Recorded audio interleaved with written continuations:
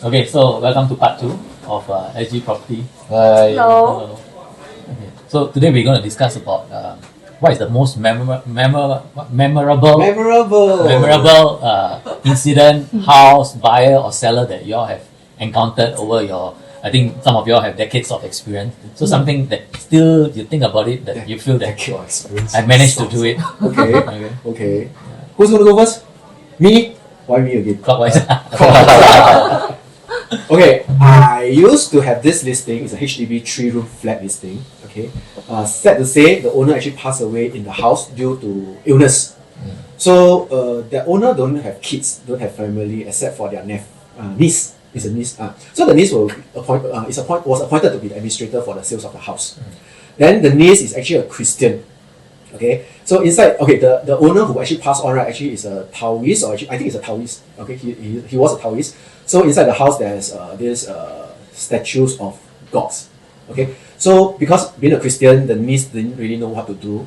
So me, who still see myself as a free thinker, but have some history, on Taoism, all this, right? I decided to volunteer my service by actually helping them to clear.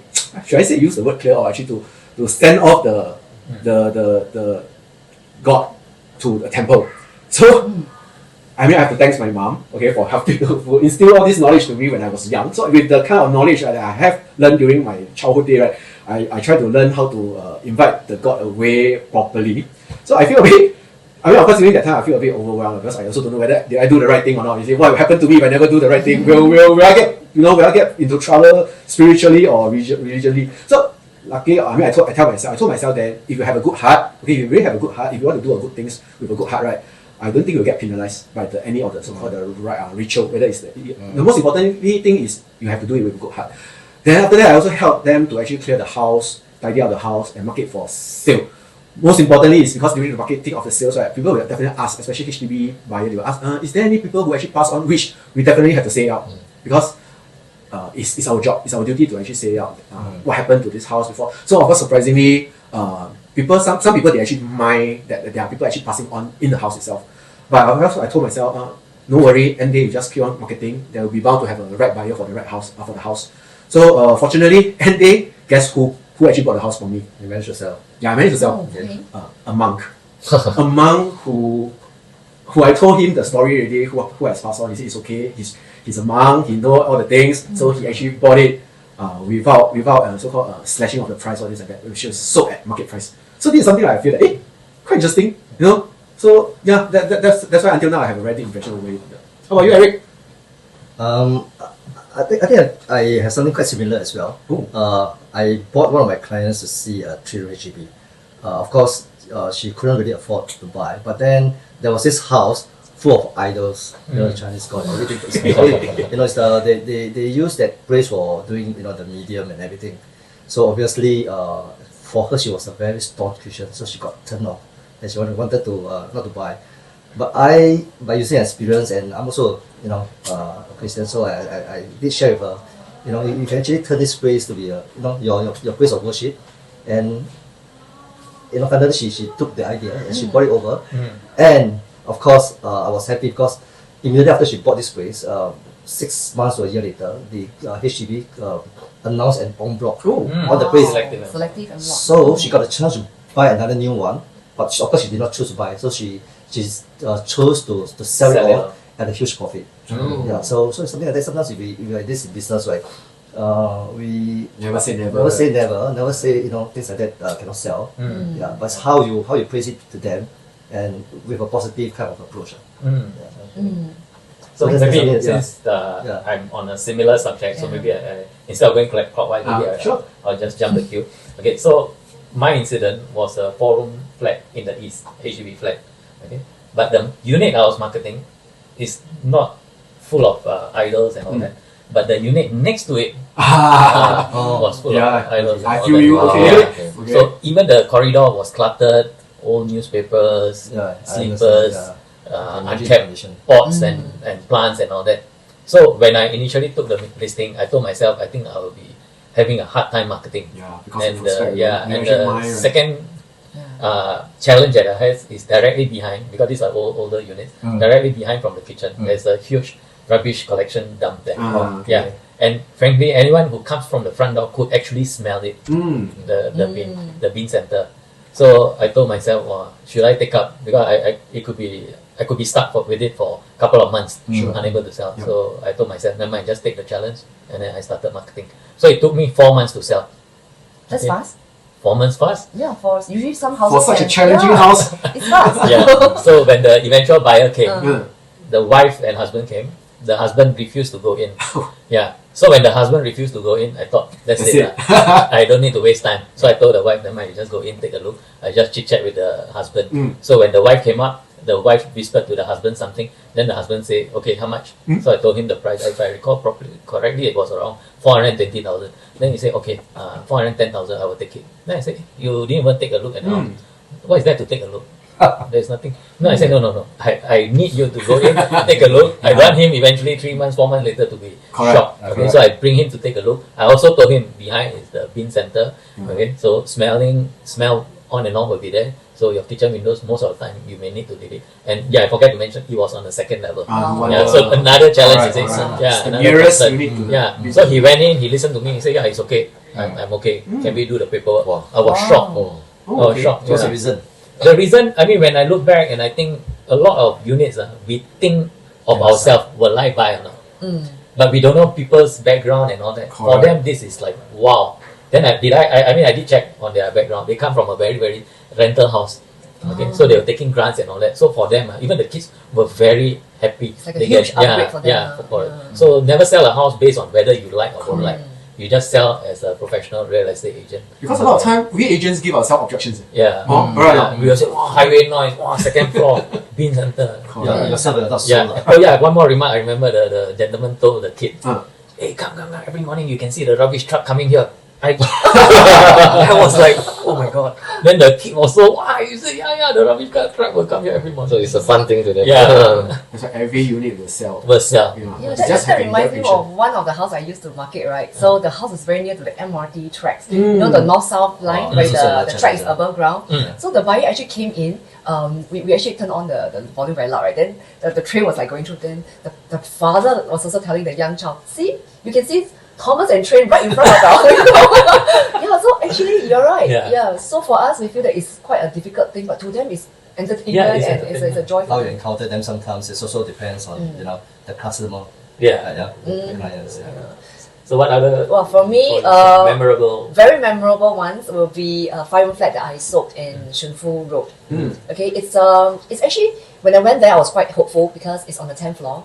10th floor, high floor unit, very good, right? So when I went up there, first thing I stepped in is this house has been rented to a group of students, so it is in a very bad conditions. Yeah, so viewing was in fact difficult. So I actually told the seller that I need to wait for them to leave the unit Vacate before the we place. can vacate the place before we can market it because it's really too messy. Yeah, correct. So the good thing is they actually quit lease early, so everything seems to be in place for me. Then the second challenge I had is the kitchen. So what happened initially is when I went to the kitchen with the first group of buyers, I didn't realize this place is so badly infested with cockroaches. Oh dear. Yes, every kitchen drawer you pull open, a cockroach will jump out. Cha-cha! And I had such fear of cockroaches, insects, rodents, whatsoever you call it. Okay, so when I call up a pest control company, they did tell me this was cost this much. But in the back of my mind, I never thought of asking the seller to engage a pest control. Because they are a very good client of mine. They are elderly couple. Don't tell me and then you decided to... Yes, so end day I Google and I researched that I need to buy baits. So I went to NTUC, use my own money to buy a lot of cockroach baits. Okay, and the cockroach bait is supposed to help to terminate the cockroaches all at once. So every time I go, right, I will plant the baits. I'll plant the baits, and before every viewing, let's say the viewing is at 10 a.m., I'll be there at least 1 hour earlier, so that I can go and clear all the dead cockroaches. Okay, so after that, right, so every time I open the kitchen drawers, right, cockroaches will jump out. Yes, cockroaches will jump out, yeah. And when you start seeing and you have to vacuum it. So I have a vacuum cleaner to vacuum all the dead Oh my cockroaches. god, don't tell me all the vacuum cleaner contain all the dead bodies. Yes, it's a vacuum cleaner with all the cockroach carcasses. It's Is full it of- your own vacuum cleaner? Thank goodness it's not mine. It's left behind by the tenant. Okay. So everything was left behind for a purpose. So I use it to store all the cockroaches. So I assume end day the vacuum cleaner you will just throw away together. Yes, that was the initial thought. I see. Yes. You wanted it. No thanks, no thanks. Yeah, so it's this amazing thing. So my fear of cockroaches actually, the more I tackle, it actually helps me to be less afraid Okay. of cockroaches. I no longer scream when I see them because I have already tackled them head on, right? So at the end of it, to be honest, I'm so impressed with myself because without the help of pest control, I actually extinguished all the cockroaches. And you overcome your fears. Yes, I overcome my fears and we sold the flat at a really good price. A lot of times, as a salesperson, right, we often do things that help landlords, sellers. We go into extra miles. Things that they don't see, people don't know. Correct. They won't know. You see, they say, "Hey, how come my house is so clean?" It's like, yeah, you know why? You should know the reason. It's we ourselves. Correct or not? Yeah, I think service is very important. That's why we are able to survive even though the market is bad at times. Anyway, you also learn how to encounter the fear of cockroaches, right? Yes, I'm still scared now. I'm still scared now, but not as bad as last time. Okay. Yeah, Okay. but yeah, it helped. Okay. How So about Ken, Ken? You have any? So my memorable one is through a referral. Yeah, it's a not say elderly couple. The owner is above 55, so it's a 3-room HDB. So after that he got married, right? Then he applied for BTO. So he did not know that in the HDB ruling has changed that you cannot take the keys first. So he waited until the letter to receive the key. Then he engaged me to sell. Okay. So it's a very short time frame and a very rush, and he's after 55, and he did not know that if sold right, what happens to the CPF? Correct. You have to keep the sum for Correct. retirement. Yes. Everything, all this, he was a question mark. So he blindly go and apply for BTO without Yes. knowing the various consequences and Correct. all the rulings. So yes, and I went to him. I have to work out the financials for him. I said, "Hey, sir, it's very tight and timeline very tight. Are you sure you can do this?" Okay, so after that, then we tried to market, and his flat is a 3-room flat, but luckily it's slightly on the high floor. But the condition is like when you walk in, the wall is a drawing board for the kids. You all can imagine. Big drawing box. And if you go to the kitchen, the toilet HIP is not done. Oh, I see. It's a squatting type. Wow. The metal door. It's a you very know. original condition. Aluminium door. Aluminium door. Yes. So that one, there's some challenge. I'm supposed you all know that if buyers come, then they'll have some rejection and all that. So for the first month, buyers came and walked away. So I told him, never mind, I'll assist him more. I do virtual staging. Virtual staging, so that you get more buyers to come. More viewership. Because more viewership, you have more chances. Correct. After that, we managed to clear it one by one. So on his CPF, and then the HDB was asking him for the key selection, and I taught him that he should ask for like extension to collect, so that we still have some timeline. So yeah, end of the day, everything went smoothly, and they were very appreciative. One thing I noticed is that some of the sellers or even buyers themselves, right, they would like to undertake the job themselves Yeah. without engaging professional advice. Then that is the time when they actually face a lot of hiccups, problem, and Then they come to you. then when they say something is wrong, right, then they decided to go and seek for professional opinion, and that is the time when they start to have shocks. Yes, So correct, just to check, when you work out the timeline for him, right, was he in shock? Yes, huh? Is it like that? It's like, yes, sir, you need to do this because the money you cannot go here, go there. You know, then and how much is your current CPF? Oh, so much only. And your wife is she's other nationality, so there's no CPF. Yeah, so he's then how much do you have for cash? And he's very, very tight. So everything got to rework out for him again. Yes. So all this Yeah. based on our we still can work it out. Then he can have a clearer picture, Right. and then his timeline and all that. All this he's like he don't know anything. So imagine if he choose to undertake himself all the way without engaging a professional salesperson to help out, right?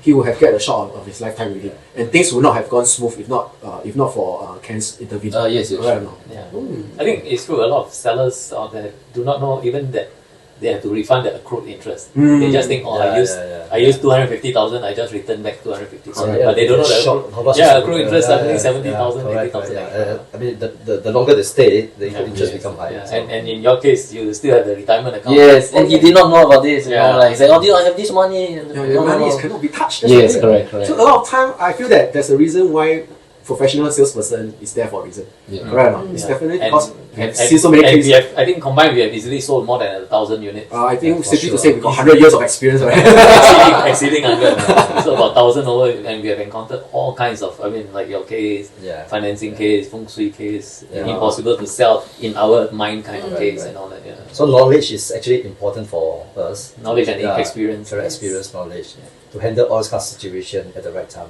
Because the more case that you went through, the experience you can actually share with your Yeah. stakeholders. all That's, this. that's one of the reasons we get together.